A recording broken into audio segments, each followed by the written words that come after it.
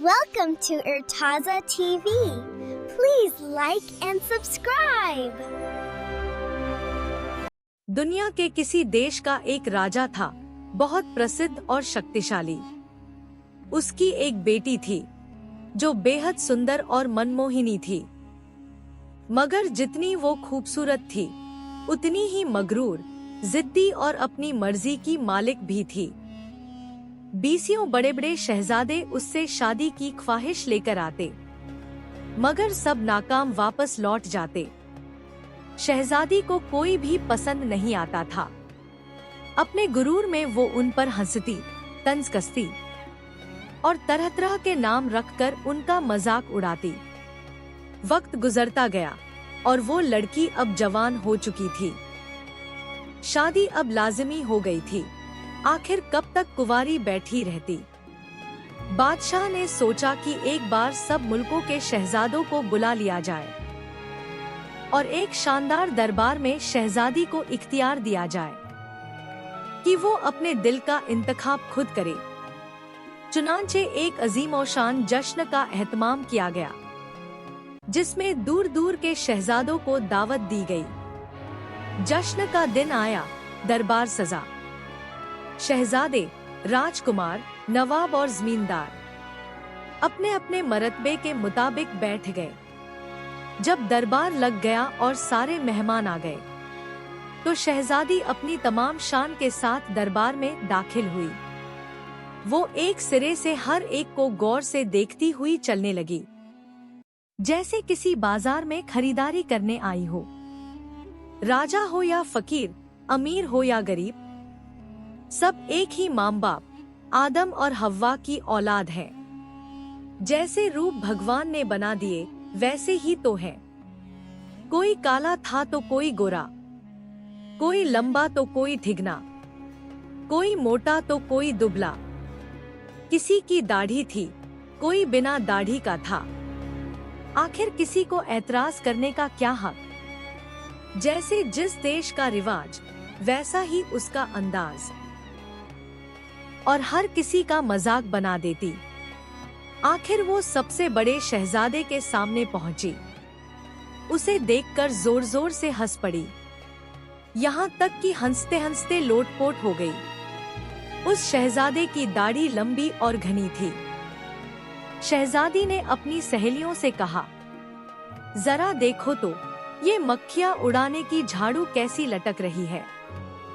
यकीनन मक्खियाँ खूब उड़ाता होगा। काफी दाढ़ी वाला पहाड़ी बकरा है। बकरा नहीं तो मैं इसे रीशाइल जरूर कहूंगी। ये फप्ती ऐसी चली कि उस दिन से उस शहजादे का नाम ही रीशाइल मशहूर हो गया। मगर शहजादी की ये बात उस शहजादे के दिल में कांटे की तरह छुप गई। वो बहुत दुखी हो गया और अंदर ही अंदर घुटने लगा। आखिरकार वो अपने दिल में एक बेचैनी और बेइज्जती का एहसास लिए अपनी रियासत की तरफ लौट गया। उसके दिल में गहरा रंज था कि एक शहजादी, इतने बड़े बादशाह की बेटी, अपनी जुबान की नरमी तक नहीं रखती, किसी का लिहाज ही नहीं करती। राजघराने के लोगों के साथ इतना अपमानजनक बर्ताव।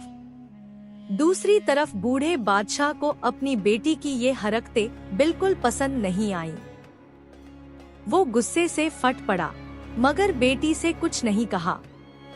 उसी गुस्से में उसने दिल में ये कसम खा ली कि अब उसकी सजा ये होगी कि जो भी पहला फकीर उसके दरवाजे पर आएगा, उसी के साथ उसकी बेटी की शादी कर दी जाएगी, चाहे वो राजी हो या न हो।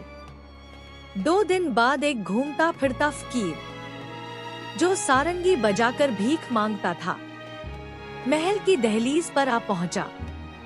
वो झरोखे के नीचे खड़ा होकर सारंगी बजाने लगा और भिखारियों जैसी आवाजें लगाने लगा। देवताओं के दरबार से कुछ फकीरों का भी भला हो।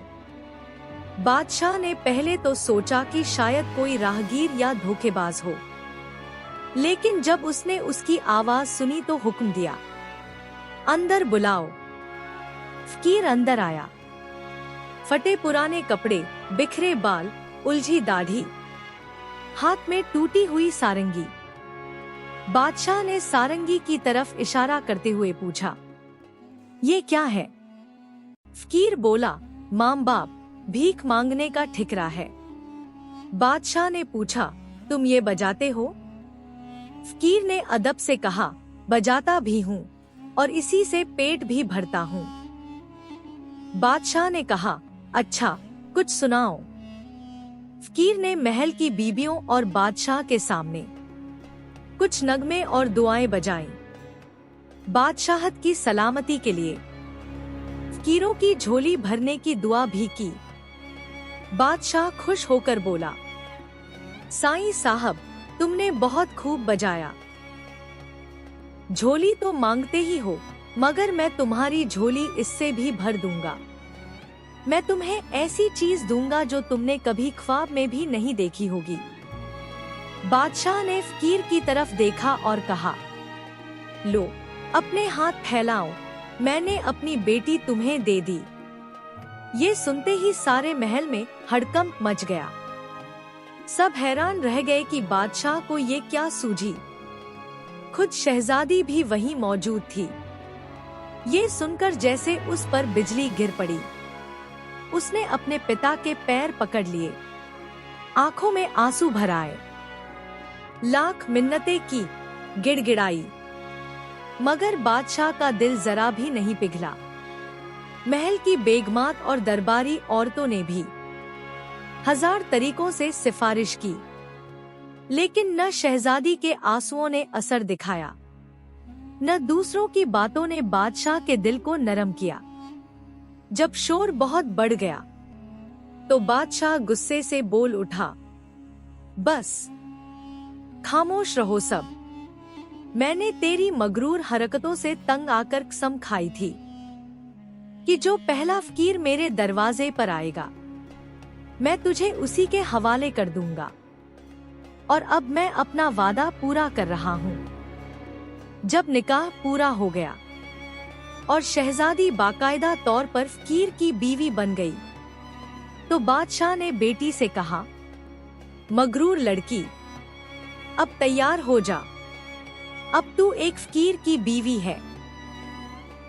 यहाँ तेरे रहने का कोई हक नहीं। अपने शोहर के साथ जहाँ वो ले जाए चली जा। ये सुनकर शहजादी के पैरों तले जमीन खिसक गई, मगर अब कुछ नहीं हो सकता था।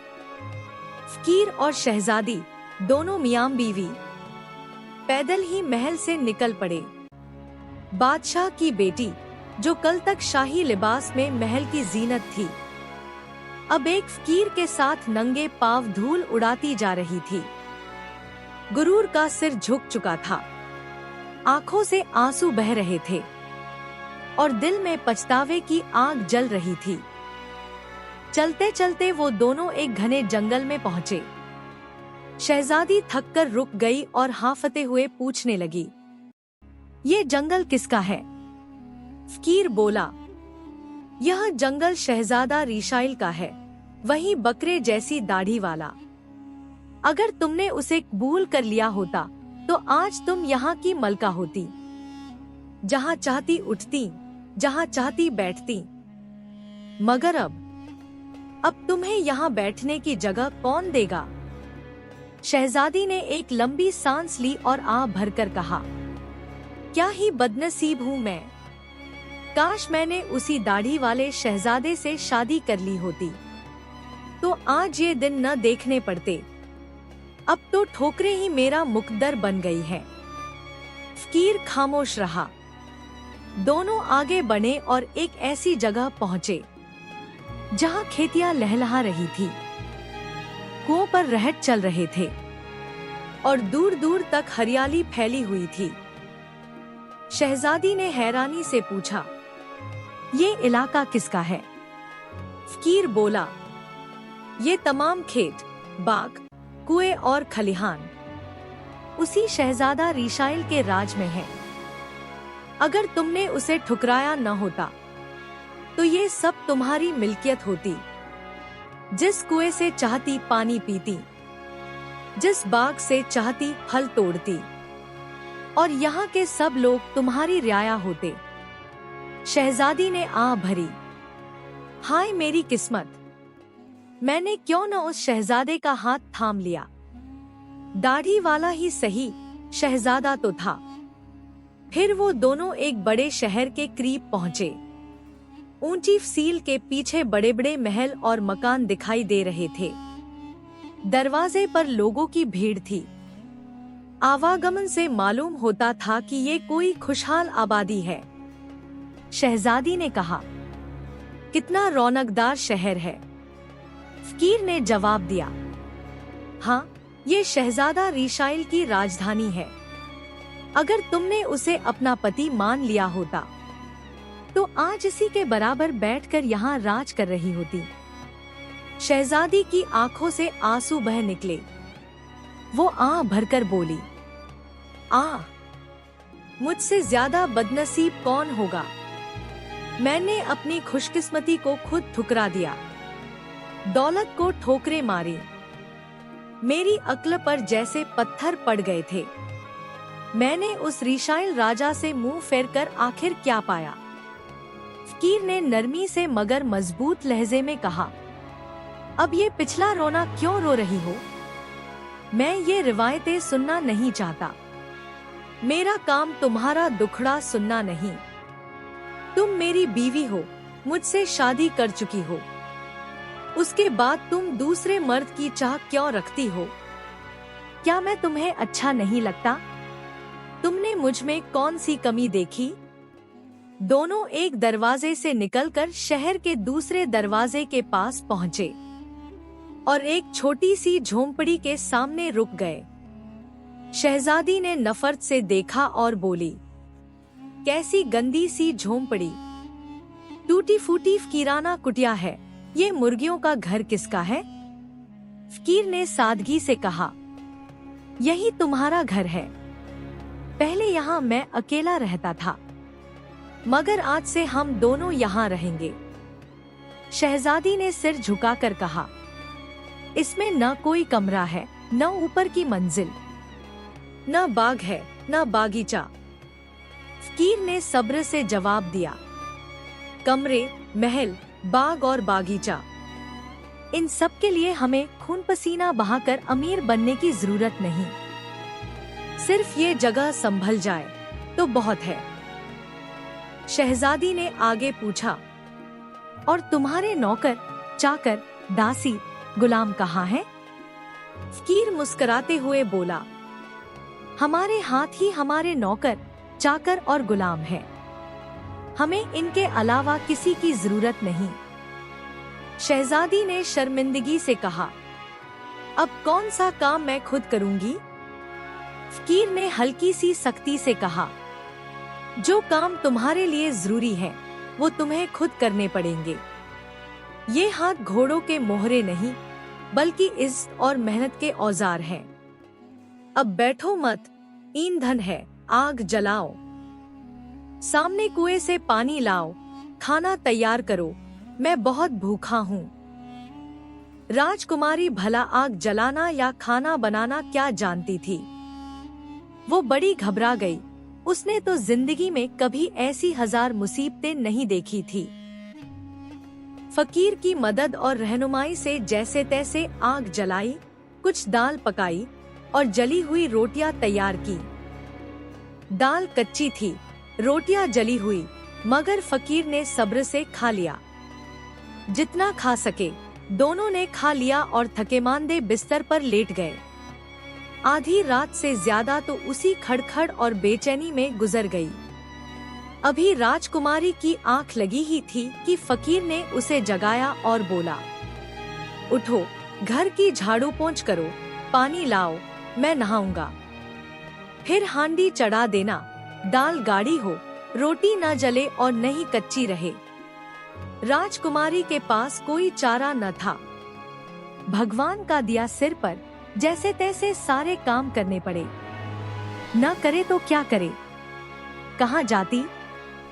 यूं ही 2 दिन बहुत मुश्किलों से गुजर गए। घर के अंदर अब खाने पीने का कुछ इंतजाम हो गया था। फकीर ने अपनी बीवी से कहा, पहले मैं अकेला था, भीख मांग कर पेट भर लेता था। अब हम 2 हो गए हैं। ये नहीं हो सकता कि मैं भी भीख मांगू और तुम भी। और ये भी मुमकिन नहीं कि हम बैठे रहें और कमाएं कुछ नहीं। इसलिए बेहतर है कि तुम टोकरियां बनाना शुरू करो। ये कहकर फकीर जंगल गया। वहाँ से टहनियों का एक गट्ठा बांध लाया और राजकुमारी के सामने रख दिया। पास के घर में टोकरियां बनाने वाले रहते थे। राजकुमारी ने उन्हें देख देख कर काम सीखना शुरू किया, मगर 2-4 ही दिनों में उसके नाजुक हाथों में छाले पड़ गए और उंगलियां ज़िमी हो गईं। फकीर ने देखा तो बोला, ये काम तुम्हारे बस का नहीं लगता। मैं देखता हूँ, तुम्हें चरखा देना बेहतर है, शायद वो तुम आसानी से चला लो। गरीब राजकुमारी चरखा लेकर बैठ गई। फकीर हंसकर बोला, अरे ये काम कहीं राजकुमारियों के होते हैं? ये तो मुसीबत की मार झेलने वाली ही कर सकती हैं। उनसे पूछो चरखा चलाना कितना आसान है। चरखे का ताना पहले तो बहुत भारी लगता था। तकला संभालना, दोनों हाथों को बराबर चलाना, कभी धागा उतर जाता, कभी तकला छूट जाता और कभी तार टूट जाता। अभी एक पूनी भी पूरी न हुई थी कि राजकुमारी की उंगलियों में छाले पड़ गए और उनसे खून बहने लगा। फकीर ने गुस्से से कहा, मैं तो समझता था तुम कुछ काम की निकलोगी, मगर तुमसे तो कुछ भी नहीं होता। मैंने तुमसे शादी करके तो एक मुसीबत मोल ले ली। अब कोई और धंधा सोचना पड़ेगा। ये तो हो ही नहीं सकता कि मैं तुम्हें यूं ही बिठाकर खिलाता रहूं। फिर कुछ देर सोचकर बोला, ठीक है, कल तुम्हें गांव ले जाऊंगा। वहां से मिट्टी की हंडिया, सुराहिया, घड़े ला दूंगा। उन्हें बाजार में खड़े होकर बेचना पड़ेगा। राजकुमारी ने ठंडी सांस ली और कहा, हाय मेरी किस्मत, जब मैं बाजार में बर्तन बेचूंगी, अगर मेरे पिता के महल का कोई नौकर या पहचान वाला उधर से गुजर गया तो मेरी क्या इज्जत रह जाएगी? वो सब मुझ पर हंसेंगे। फकीर ने उसकी बात अनसुनी कर दी, गोया कुछ कहा ही न गया हो। सिर्फ इतना बोला, जो भूखे नहीं मरना चाहते उन्हें काम तो करना ही पड़ता है। कल सुबह तुम्हारे लिए सामान आ जाएगा। सुबह होते ही फकीर बर्तनों का ढेर ले आया।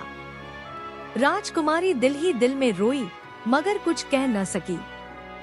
बर्तन उठाए और बाजार जा खड़ी हुई।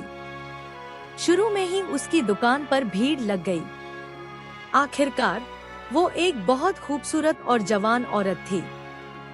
शहर में ऐसी अनोखी कुम्हारन आज तक किसी ने नहीं देखी थी। जो भी उधर से गुजरता रुक जाता। बाके, नवाबजादे, व्यापारी सब उसके चारों ओर इकट्ठे हो गए। बारिश के बाद जैसे फूलों पर ओस गिरती है, वैसे ही सबकी निगाहें राजकुमारी पर बरसने लगी। जो दाम वो कहती, लोग फौरन दे देते। ऐसा लगता था जैसे वो मिट्टी के बर्तन नहीं, बल्कि उसकी मुंह दिखाई खरीद रहे हों। शाम तक सारे बर्तन बिक गए। दूसरे दिन फकीर और भी बर्तन ले आया। अब की बार राजकुमारी बाजार के एक कोने में दुकान लगाकर बैठी। अभी ज्यादा देर नहीं हुई थी कि एक शराबी सवार घोड़ा दौड़ाता हुआ आया और राजकुमारी की दुकान को रौंदता निकल गया। सारे बर्तन टूटकर टुकड़ों में बदल गए। एक भी सही सलामत न बचा। राजकुमारी अपना सारा मेहनत का घर उजड़ते देख रोने लगी। रोने के सिवा और कर भी क्या सकती थी? इस अचानक आई मुसीबत का कोई उपाय उसके पास नहीं था। वो कहने लगी, अब क्या होगा? देखिए मेरा क्या अंजाम होता है। खुदा ही है जो आज मेरी इज्जत बचाए। लेकिन वहाँ टूटे हुए बर्तनों के टुकड़ों पर बैठी वो कब तक आंसू बहाती रहती? डरती कांपती हुई घर लौटी और जो कुछ बीता था सब फकीर को बता दिया। फकीर ने गुस्से में कहा, लगता है तुमने बाजार को अपने बाप का घर समझ लिया था। मैं तो पहले ही जानता था कि तुम इस काम के काबिल नहीं हो। भला इससे ज्यादा बेवकूफी और क्या होगी कि तुमने बाजार के मोड़ पर दुकान लगाई, वो भी लोहे या लकड़ी की नहीं, मिट्टी के बर्तनों की, जो जरा सी चोट लगने से चूरा हो जाए। तुम्हें ये भी मालूम नहीं था कि वहाँ हर तरह के लोग आते जाते हैं। खैर, अब रोने धोने से क्या फायदा। ये तो साफ हो गया कि तुम इस तरह का कोई काम करने लायक नहीं हो। अच्छा, मैं शाही महल जाता हूँ, वहाँ जाकर देखता हूँ, शायद रसोई में किसी कामवाली की जरूरत हो। अगर कोई जगह खाली हुई और उन्होंने तुम्हें रख लिया तो रोटियों की कमी नहीं रहेगी। तुम रसोई के झूठे बर्तनों से पेट भर लेना और तुम्हारी तनख्वाह से मैं गुजारा कर लूंगा। फकीर गया और थोड़ी देर बाद राजकुमारी को लेकर राजमहल में छोड़ आया। राजा की बेटी अब बर्तन मांजने वाली बन गई और रसोइयों के अधीन रहकर बड़े से बड़े और गंदे से गंदे काम करने लगी। रात को घर आने की इजाजत मिल जाती और रसोई की दरोगा उस पर तरस खाकर एक आदमी का पेट भरने लायक खाना घर ले जाने को दे देती। इस तरह दोनों पति पत्नी का गुजारा होने लगा, राजमहल में रहते और रसोई की नौकरी करते हुए। अभी 2-4 ही दिन बीते थे कि राजकुमारी ने सुना, राजा का बड़ा बेटा शादी करने जा रहा है और बारात इसी महल के नीचे से गुजरेगी।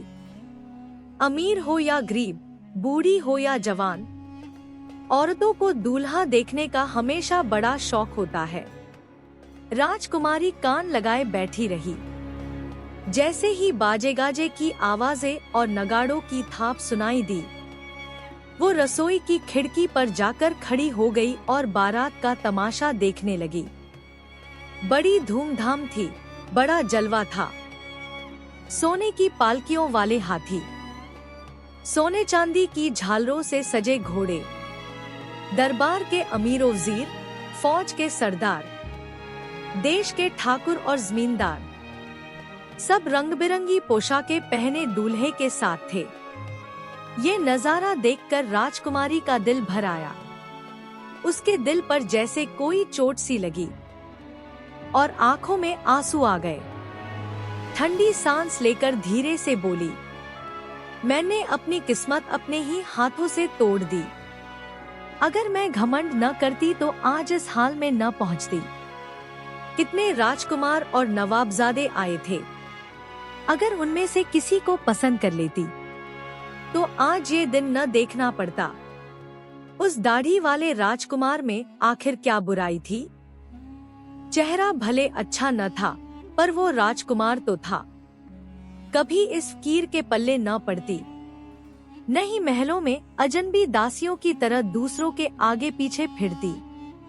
मेरे घमंड ने मुझे नीचा दिखाया, इसीलिए आज मैं सबसे ज्यादा अपमानित हूँ। जलूस अभी खिड़कियों के नीचे से ही गुजर रहा था कि रसोई की दरोगा ने आवाज लगाई, आज शादी का भोज है, इसलिए तुम्हें ज्यादा खाना मिल रहा है। अब यहाँ कोई काम नहीं बचा। अपने घर जाओ, खाओ पियो और सुबह लौट आना। राजकुमारी खाना लेकर घर जाने के इरादे से निकली। दरवाजे पर पहुंची ही थी कि राजकुमार, जो दूल्हा बना हुआ था, सामने आ गया। जैसे ही उसने उस सुंदर औरत को देखा, उसकी आंखों में जैसे चमक सी भर आई। उसने राजकुमारी का हाथ पकड़कर कहा, कहाँ जा रही हो? मेरे साथ आओ। क्या शादी में शामिल नहीं होगी? तुम्हें मेरे पास बैठना होगा। राजकुमारी ने जब नजर उठाकर देखा तो पाया कि दूल्हा वही दाढ़ी वाला राजकुमार रेशाइल था। डर के मारे वो कांपने लगी और हाथ छुड़ाकर भागना चाहा, मगर राजकुमार ने उसका हाथ नहीं छोड़ा, बल्कि और मजबूती से थाम लिया और उसे अपने साथ महल के अंदर ले गया। महल में पहुंचते ही राजकुमारी के पैर लड़खड़ा गए। सिर से खाना रखी थाली गिर पड़ी और जो कुछ वो रसोई से लाई थी सब फर्श पर बिखर गया। ऐसे मौकों पर देखने वालों की हंसी छूट ही जाती है। राजकुमार के साथ जो लोग थे वे जोर जोर से हंसने लगे। जब अपने स्वामी को मुस्कुराते देखा तो और भी तालियां बजा कर हंसी उड़ाने लगे। राजकुमारी पर जैसे शर्म के 1000 घड़े पानी के गिर गए। शर्म से आंख उठाना मुश्किल हो गया। वो बस यही चाहती थी कि जमीन फट जाए और वह उसमें समा जाए। वो नजर बचाकर भागने लगी, मगर अभी गलियारे तक ही पहुंची थी कि राजकुमार रेशाइल ने फिर उसे पकड़ लिया। वह उसे वापस लाया और मुस्कुराकर बोला, डरो मत, मुझसे भाग रही हो? क्या मुझे पहचाना भी? राजकुमारी बोली, आप राजकुमार हैं। राजकुमार मुस्कुराया और बोला, रेशाइल, यही नाम तो तुमने मुझे दिया था। मैं ही वो सारंगी वाला फकीर हूँ। फिर धीमे स्वर में बोला, तुम भूल गई, मुझे तुमसे प्यार था। मैंने फकीर का रूप इसलिए बनाया था क्योंकि तुम्हारे पास आने का और कोई तरीका नहीं था। फिर मैंने जानबूझकर तुम्हें एक छोटी सी झोपड़ी में रखा, तुमसे तरह तरह के कठिन काम करवाए, और वो सवार जिसने तुम्हारी दुकान के सारे बर्तन तोड़ डाले थे वो भी मैं ही था। अब तुम खुद मुझसे पूछो कि मैंने तुम्हारे साथ ऐसा व्यवहार क्यों किया। मैंने यह सब कुछ तुम्हारे घमंड की बीमारी को मिटाने के लिए किया था। मैं चाहता था कि जब तुम मेरे राज्य की रानी बनो तो एक सच्ची, समझदार और विनम्र इंसान बनकर बनो।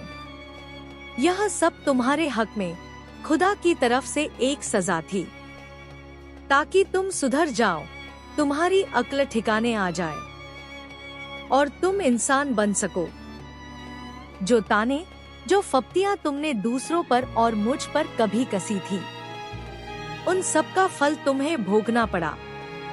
लेकिन उसी आग में जलकर तुम सोने की तरह खरा बन गई। घमंड का झूठा रंग उतर गया, तुम्हें समझ आ गई।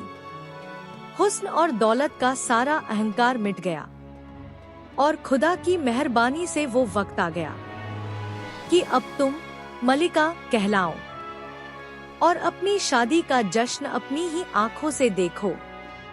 उसी समय महल के अधिकारी तोशाखाने के मुंशी को लेकर हाजिर हुए। बड़ी बड़ी थालियों में तरह तरह के गहने और वस्त्र लाए गए। सेविकाओं ने राजकुमारी को नहलाकर सजाकर एक सुंदर दुल्हन बना दिया। राजकुमार ने राजकुमारी के माता पिता और उसके दरबारियों को भी बुला रखा था। पास के कमरे से सब बाहर आ गए। हर तरफ मुबारक हो, मुबारक हो की आवाजें गूंज उठीं। खुशियों के नगाड़े बजने लगे और राजकुमारी, जो कभी फकीरनी थी, अब मलिका बन गई।